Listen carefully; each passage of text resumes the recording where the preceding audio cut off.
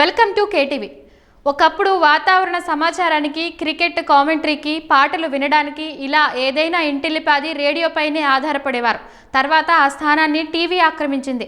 దీంతో రేడియో మనుగడలో లేకుండా పోయింది. అందుకే ఈ తరానికి రేడియో అంటే తెలియదు. టీవీ చూస్తాం, రేడియో అంటే ఏంటని వారు ప్రశ్నించారు. కొందరు యువత సెల్ ఫోన్లో ఎఫ్ఎం గురించి తెలుసన్నారు. వయసులో పెద్దవారు కూడా ఇప్పుడు దాన్ని వాడటం లేదన్నారు. ప్రయోగాత్మకంగా చేపట్టిన జనగణలో ఎన్యూమరేటర్లు రేడియో ఉందా అని అడగ్గా జనం నుంచి ఇలాంటి సమాధానాలు వచ్చాయి. 2027లో చేపట్టబోయే జనగణనకు సంబంధించి అధికారులు ప్రకాశం జిల్లా పొదిలితో పాటు రాష్ట్రంలోని మరో 3 ప్రాంతాల్లో ఈ నెల 10 నుంచి ప్రయోగాత్మక సర్వే చేపట్టారు. పొదిలిలో 21 బ్లాకులకు 19 బ్లాకుల్లో సర్వే పూర్తయింది. ఒక్కో బ్లాక్ పరిధిలో ఉన్న 180 నుంచి 250 ఇళ్ల వరకు సర్వే చేసేందుకు ఒక్కొక్కరు చొప్పున ఎన్యూమరేటర్ల మొత్తంను కేటాయించారు. ఒక్కో ఇంటికి వెళ్లి మొత్తం 34 ప్రశ్నలు అడిగి వివరాలను యాప్లో నమోదు చేస్తున్నారు.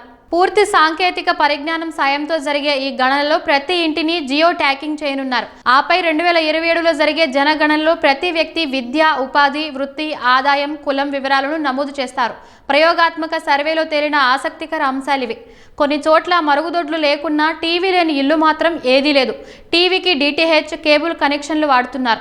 ఇంటర్నెట్ వాడుతున్నారా అని అడిగితే సెల్ ఫోన్తోనే వినియోగిస్తున్నట్లు మెజారిటీ ప్రజలు చెప్పారు. సైకిల్ ఉందా అని అడిగితే పిల్లలు తొక్కేందుకు ఉన్నాయన్నారు. ఒకరిద్దరు తప్ప పెద్దవాళ్లు ఎవరూ సైకిళ్లు వినియోగించడం లేదని చెప్పారు. దాదాపు 80% ఇళ్లలో మోటార్ సైకిళ్లు ఉన్నాయి. దాదాపు అన్ని ఇళ్లలో వంటకు ఎల్పీజీని వినియోగిస్తున్నారు. తనకు గ్యాస్ అంటే భయమని కట్టెల పొయ్యి వినియోగిస్తున్నట్లు పొదిలికి చెందిన ఒక మహిళ సర్వేలో చెప్పారు. ఇంట్లో విద్యుత్ అవసరాలకు సోలార్ వినియోగిస్తున్నట్లు ఒక్కో బ్లాక్ పరిధిలో 1-2% మంది చెప్పారు.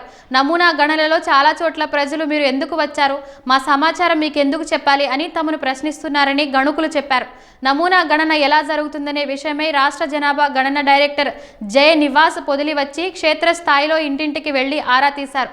ఢిల్లీ నుంచి వచ్చిన బృందం సాంకేతిక ఇబ్బందులతో పాటు ఇతర సమస్యలను పొదిలిలో అధ్యయనం చేసింది.